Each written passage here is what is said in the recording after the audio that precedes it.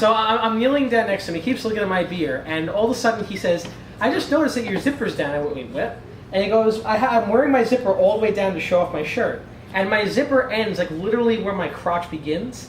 So I notice him looking down, and he's like, "I just noticed how your zipper is just right down there, just ends there perfectly." And I go, "Why are you looking down at my zipper there for?" And he goes, "I was confused." Every young man is when he looks at his Now he realized, once again, now he was confused for a moment, and I think he's back to his senses and he likes girls. I was confused over the fashion choice of having a zipper to the very, very end. Why not just unzip it? Because it's literally like this? right at the top. Well, at the top. Cody's a reverse joke. No, I wasn't even looking at his crotch. I never saw the beer. I was looking at the shirt, and I just couldn't figure out why he would keep it zipped. Coming from somebody who's It just looks stupid. But coming from somebody That's who's all I'm defending confused. himself a lot, the more you defend yourself, the more incriminating. Exactly. You're coming from the care. king of this. We know it as like 5-year-olds. Superman or Green Lantern ain't got nothing on me. Joe. DC guesses a Marvel. Yes. Are you ready, Ed? Yes, this is the Sauron. Sauron. Or Sauron, whatever. It's Sauron. Sauron. Like Lord of the Rings? No, it's a fucking Marvel character. Okay. It's not DC guesses a But, Tolkien. okay, the spelling's the same. I love you, Kenny Sheeble. Hi, Kenny. Okay, hang on. Let me challenge the mechanism. This is What what do I he got? does. Sauron. Okay. Alright. Okay. Wait, Sarah just said she listens. Do you listen to every episode? Yeah. Do you listen or you watch on YouTube? I listen in the car on the way to work. Okay, there you go. Wow. Go on, Ed. Okay. So, Sauron. He's a demon. He's this big demon, enormous. He's got horns, like ram horns. Ed, once again, I just want to remind you. I know you're being cute, but I want you to really seriously think about this. Yes. Okay? Seriously try to figure out who it is. Sauron. Don't just be funny, man. Okay.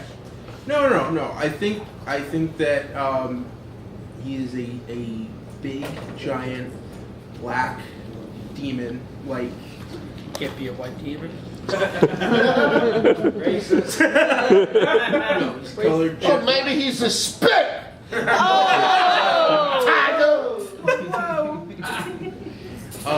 Is he confused? And he's a Thor villain. And he controls light. So he can, kind of like a shadow last kind of thing, where he can remove all of the light in a certain area. And he's, No more light! Yes. Like an Italian patriarch. No more light! Nobody gets any more light! That's it, go to bed! Yeah.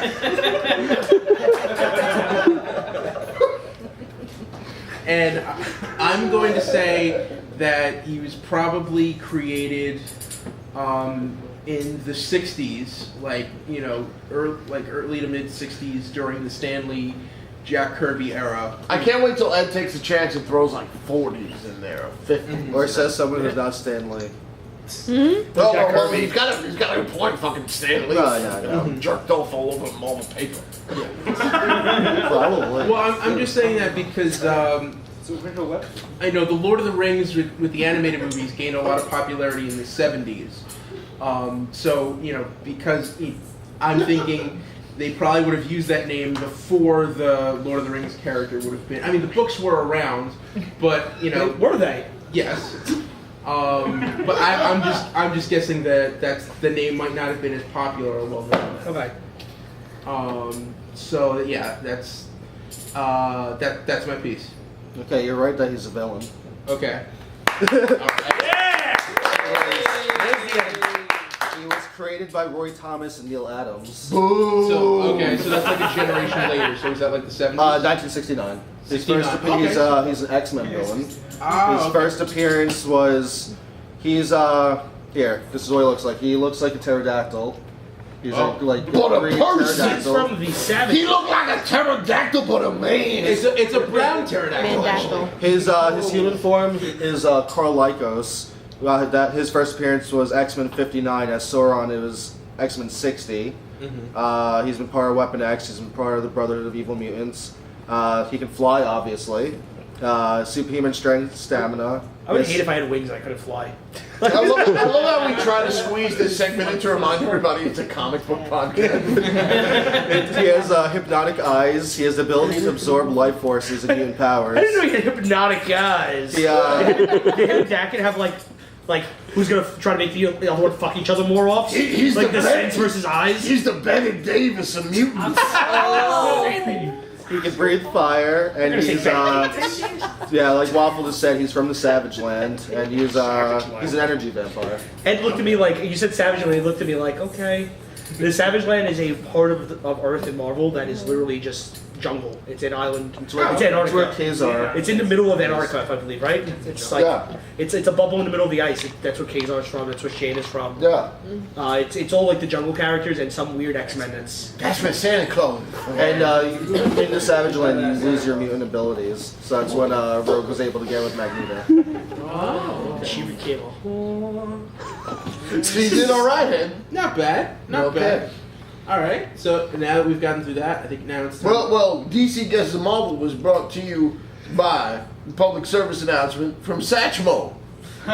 So yes. Hello, boys and girls.